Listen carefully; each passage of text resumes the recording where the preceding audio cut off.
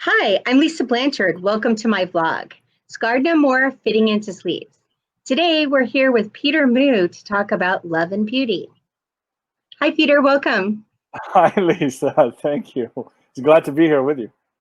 Peter and I have been friends for many years now. We met through a membership organization and we share a love of Landmark. And I'm really excited to have him here today to talk to us about love and beauty and hear it from a perspective of a guy.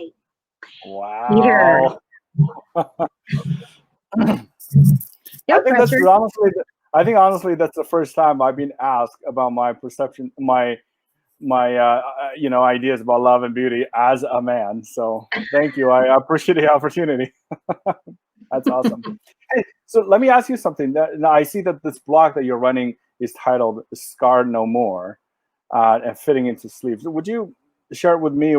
What was your inspiration for this title, and where did that come from?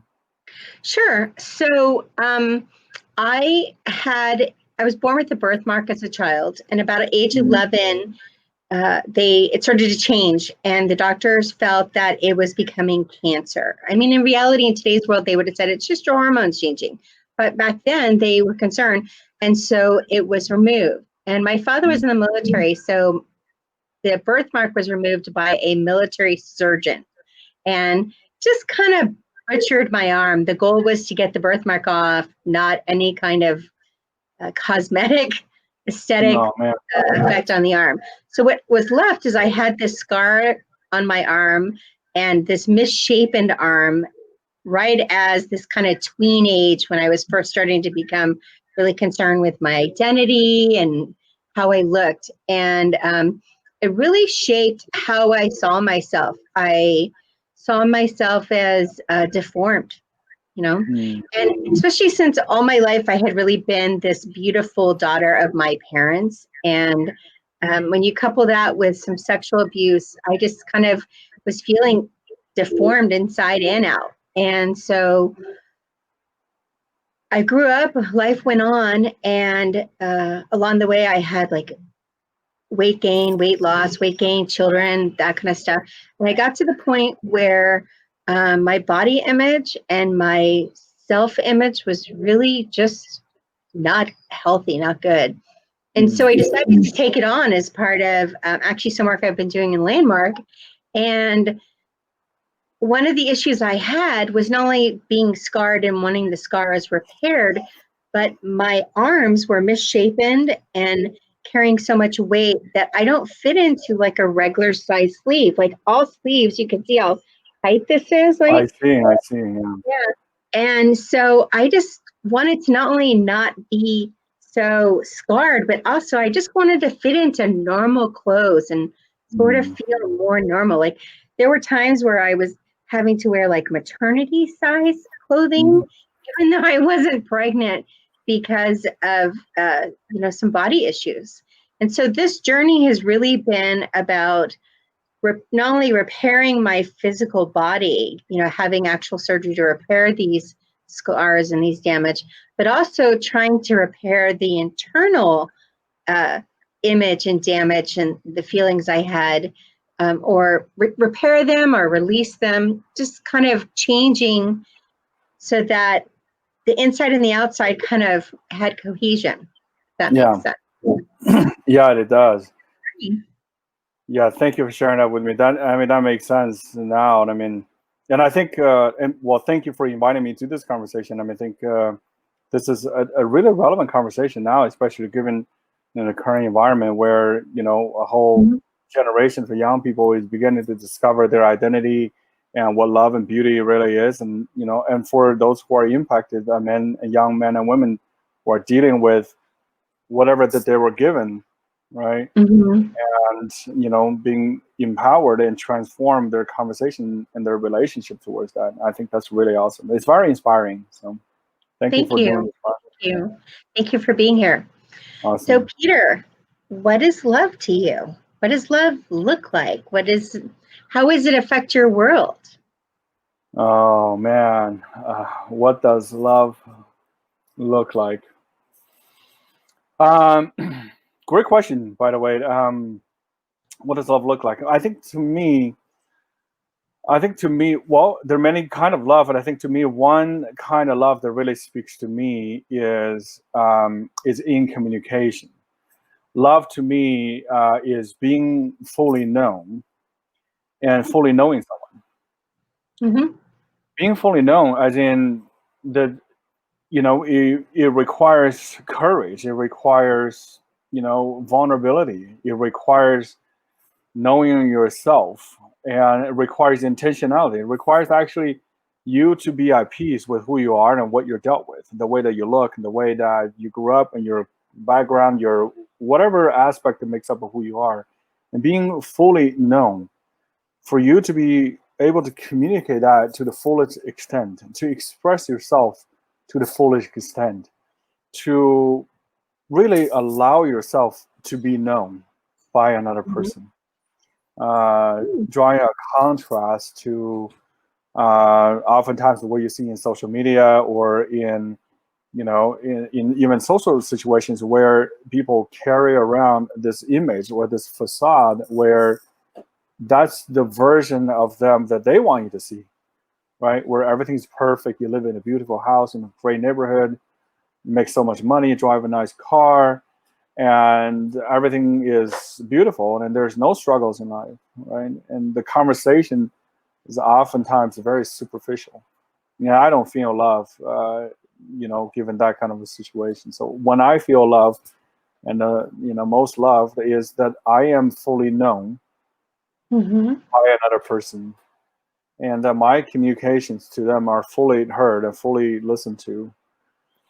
And also love, on the contrary, is the going the other direction. Love is also knowing someone fully, to know another person fully, like what you just shared with me, right? That what that you were, when you were being vulnerable, sharing something about yourself. Love to me, and for me to express my love to you, is to fully listen to you, right? To fully hear what you have to say, to fully understand where you're coming from, and to fully understand who you are as a person, right?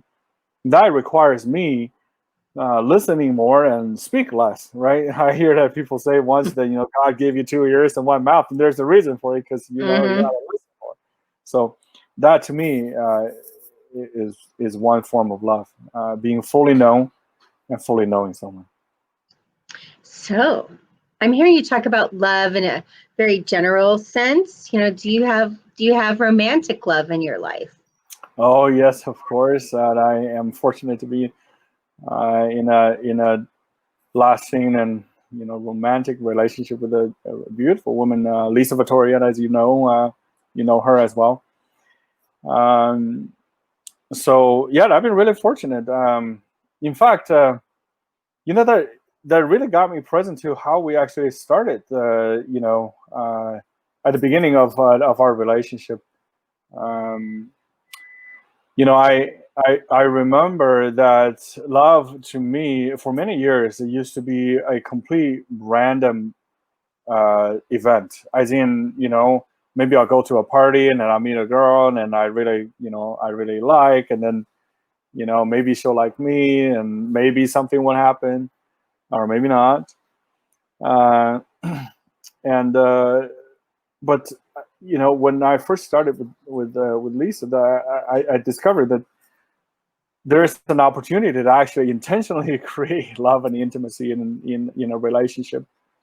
So I think what I did actually, at the time when we first started dating, I organized a few group dates. For example, we just reach out to our friends and family and say, hey, we're creating we are creating an intentional space for people to express their love for each other.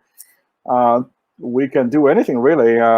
For example, this one time we went to the Cal Academy of Science, where we can hold hands and grab a drink or something like that, walking through the museum, and really create that intentional intimacy with each other. And it was really awesome. it was probably the nerdiest thing you can think of, but we had a great time, and I believe almost 20 people showed up, like, so 10 couples. showed up, and 20 people intentionally created love and intimacy for that evening. So it's pretty cool. So is this your big love? Like, is this the one? Boy, is this going to be public video? Then yes, there is, of course. We are, stuff is in the works. That's as far as I can go. Okay. Yes. All right. What about, tell me about beauty within your relationship, beauty within yourself. Beauty within myself. Well, what a deep question that you ask.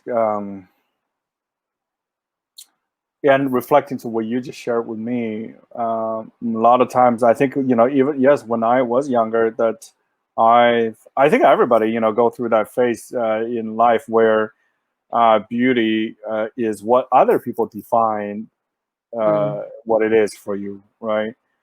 I recently hear actually teenagers are nowadays going to their plastic surgeons once the, what do you call it, the Instagram look, or was the Snapchat filter look, right? They want their surgeon to, to make them look like their Snapchat filter, and because the socially acceptable or the socially propagated the image of beauty for a young person is a filter. Um, what a I mean, what a place to be coming from, to me, I think beauty and the self-love starts with knowing that and accepting yourself for who you are, and knowing that there is nothing wrong about you, or nothing wrong about this given body that you received in this world, and that there is nothing wrong with the way that you speak, or the way that you look, the color of your skin, or the shape of your eyes, or anything. It's just knowing that you are perfect the way that you are, and you are just as good and just like everyone else, and there's nothing more to be desired of you, to love yourself. So why do you think that so many people struggle with that? Why do you think so many people have body issues, or don't feel like they're good enough? Yeah. I don't know if so many people deal with that. I think it's natural to, for some people, it's natural to be, for everyone actually, it's natural to be in that space, right? I think, as people grow up, there are a certain stage in your life that you discover something different about yourself comparing to others, right? All of the kids go to school and they all have their car, and you just happen to live around a corner, and you walk to school, and people make up stories about, oh, maybe my family is not as well to do, or looking at other people's Facebook photos, and they're all going on vacations, or driving nice cars, bought a new house or something, and they were like, wait a minute, I haven't been on vacation for so long, maybe there's something wrong with that, right? I think it's like human nature to compare, but sometimes it gets confused. That's exactly what I was going to say. Comparing our comparing our insides with other people's external stuff. Right.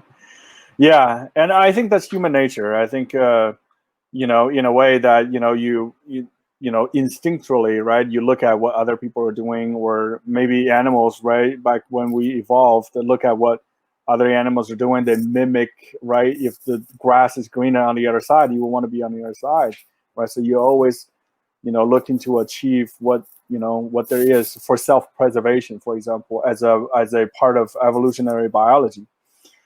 So it's human nature, but we have evolved to a place where we can acknowledge that being human is to have emotions and instincts and perception, and at the same time choose not to have our actions be governed by our emotions, and acknowledge this is how we feel, that we have feelings, but at the same time take the action to create beauty and love intentionally in our lives.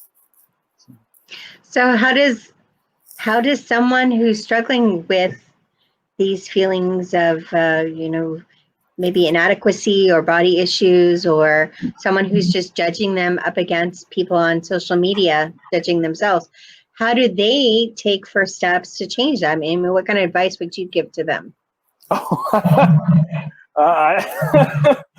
Thank you for the question. I don't know. I'm nearly qualified or have any professional expert. I certainly don't have any professional expertise to be answering that question. But what I can share with you is that I think step one for someone is to acknowledge that that's what's happening, and be okay with that. It's to acknowledge that I'm jealous of someone, or that I feel inadequate about myself, or that I struggle with the way I look, or the way I feel, like physically, or I struggle with some physical features that I may have, right? Yeah. And step one is to acknowledge that, and then discover that really what you feel about that is only what you feel about that your psychology and who you are distinct, and you don't have to let how you feel change who you are. You can use it as a jumping off point. When I began this journey, I started a seminar, and I decided to take on, as a result of that seminar, two big areas for me. The first one was my physical body, actually getting some of these items that were damaged, damage I had from giving birth to twins 33 years ago, and my arm and these things. And then also to finally start, maybe putting my toe in the water in the dating pool.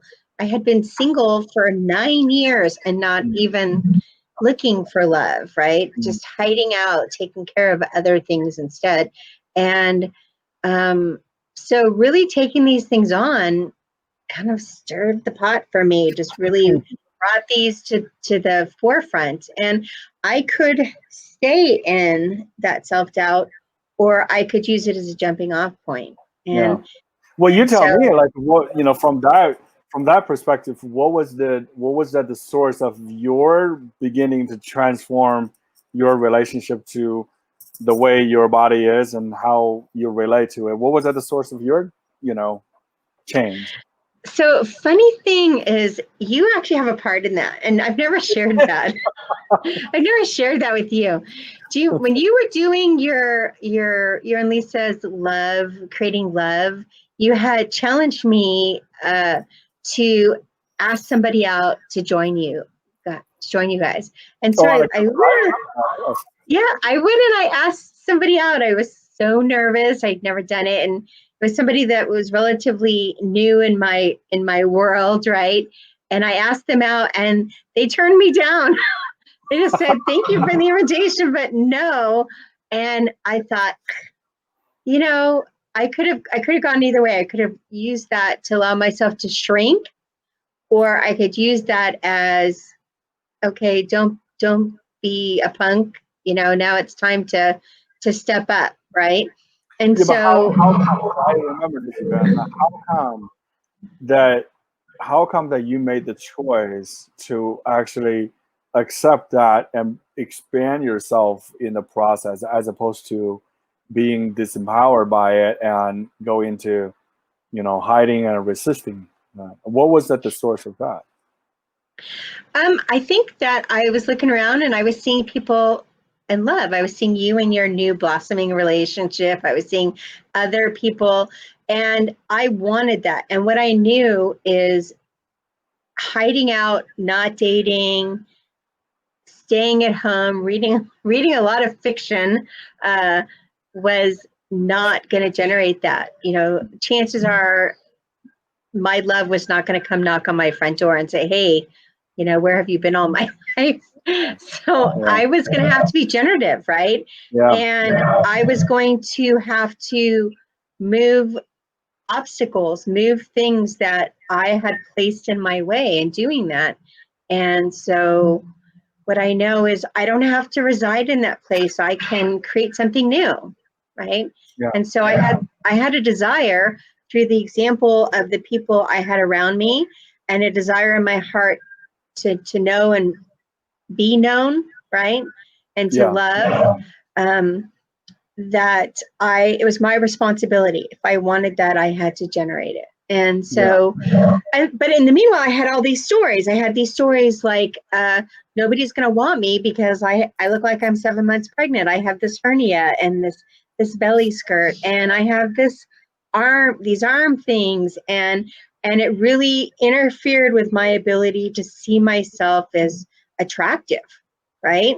And so I had to not only throw my hat in the ring and start, out in the world of, dating and that kind of stuff, but I had to work on I made the choice to work on feeling beautiful inside and out. And so that journey has been going on for about a year now, and it will go on for at least another 6 months of having the procedure done and healing and that type of stuff. But in the meanwhile, it would have been so easy for me just to say, well, I'll just go get the surgeries done, and someday, that proverbial someday, or in the future. And I just thought of all the great teachers I had in my life that said to me time and again, someday never arrives. That's why it's someday, right? And so now was the opportune time, and I had to take it on right then and there. And so, yeah, I mean, I don't think you even realize the inspiration you are for me. No, Lots of mutual love going on right here. Well, thank you. What I'm really hearing is that, thank you for sharing that, by the way, and it's really inspiring. And what I'm really hearing, that what made the difference for you is knowing that that's how you feel, and knowing that that's what triggers you, but at the same time, taking the action to create something that you desire anyway. Taking the action despite how you feel about it, taking the action despite what shows up for you, right? All the disempowering conversations and all of that, but taking the action, being out there, making yourself available, and actually creating something. That's awesome.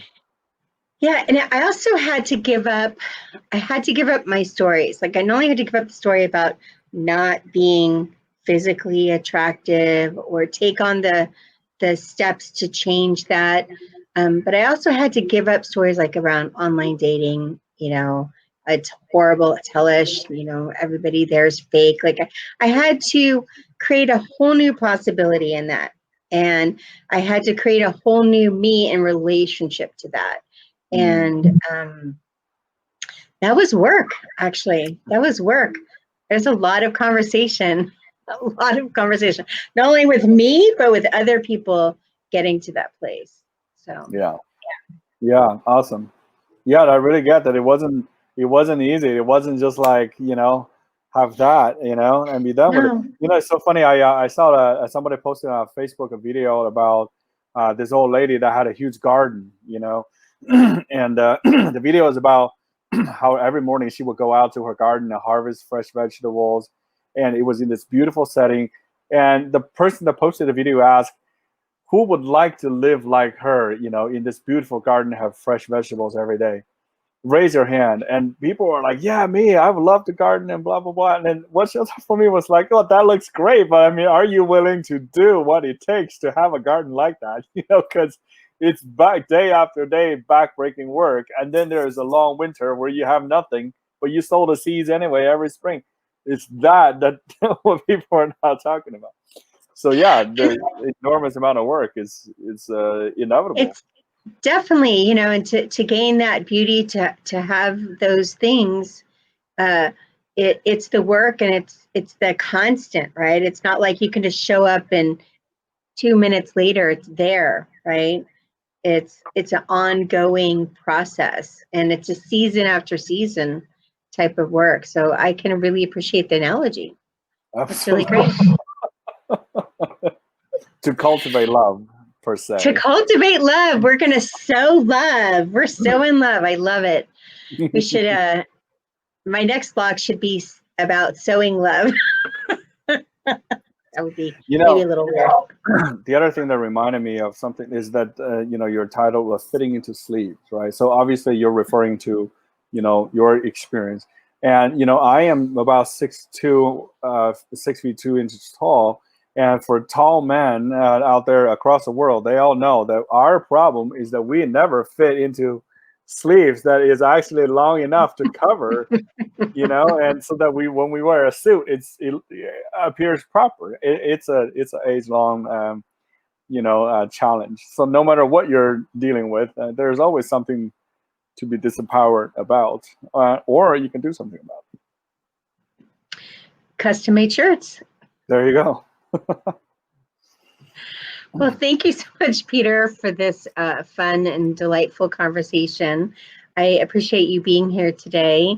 And thank you, folks, for watching us. If you yourself or anybody you know would like to join the conversation and talk to us about love and beauty, please message me here or email me at scarrednomore@gmail.com. Thank you and have a beautiful day.